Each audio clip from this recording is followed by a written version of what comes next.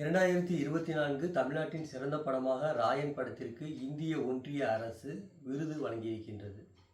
எப்படியெல்லாம் நம்மளை அசிங்கப்படுத்துகிறார்கள் பாருங்கள்.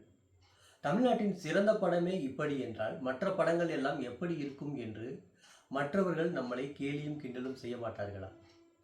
ஏற்கனவே கொள்கை இல்லாமல் களத்திற்கு சென்று போராடாமல் ஒரு கட்சியை தலைமைக்கு கொண்டு வந்திருக்கின்றார்கள் இந்த தற்கூரிகள் என்று பக்கத்து மாநிலத்தில் உள்ள மலையாளக்காரர்களில் இருந்து தங்கள் நாட்டில் பிழைக்க வழியில்லாமல் இங்கு வந்து பிழைத்து கொண்டிருக்கின்ற உத்தரப்பிரதேசக்காரர்கள் வரை நம்மளை இங்கு பகடி செய்து கொண்டிருக்கின்ற இந்த காலகட்டத்தில் இந்த படத்திற்கு சிறந்த படத்திற்கான விருது என்றால் இது இந்திய ஒன்றிய அரசின் தமிழ்நாட்டின் மீதான வன்மத்தை இங்கு காட்டுகிறது. அது மட்டுமல்லாமல் இந்திய ஒன்றிய அரசின் மீதான இல்லாத நாணயத்தின் மீது இங்கு நமக்கு கேள்வி எழுப்புகிறது.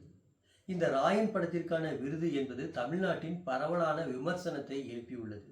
எனவே இந்திய ஒன்றிய அரசு வரலாற்றில் இல்லாததற்கு மாறாக முதன்முறையாக தாங்கள் கொடுத்த விருதினை திரும்ப பெற்றுக்கொள்ள வேண்டும். அந்த காலகட்டத்தில் வந்த சிறந்த படங்களான விடுதலை, வணங்கான், ஜமா போன்ற படங்களுக்கு நீங்கள் விருதுகள் அளிக்காவிட்டாலும் பரவாயில்லை.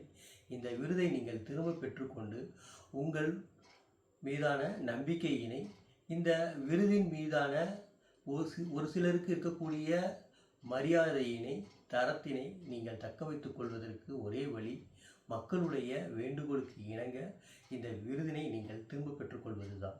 நன்றி.